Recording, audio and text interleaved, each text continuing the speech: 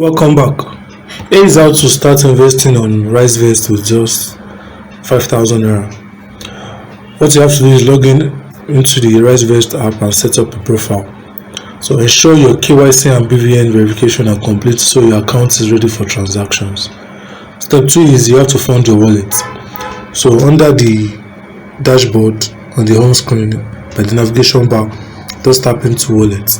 Then you have to fund your wallet. So what you have to do is make sure you choose the Naira wallet. Then you copy the virtual account number displayed and transfer 5,000 naira directly from your banking app. So the next thing to do is you choose an asset class.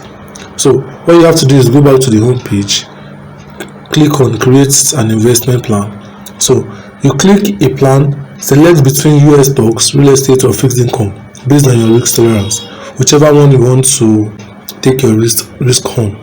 Then you set up your investment details, you name your plan, set a duration and enter 5,000 naira as your starting amount. Then you have to confirm and activate. Make sure you review the plan summary and authorize payment from your wallet balance and confirm. Then your 5,000 naira investment is officially live and early returns. Thank you for watching.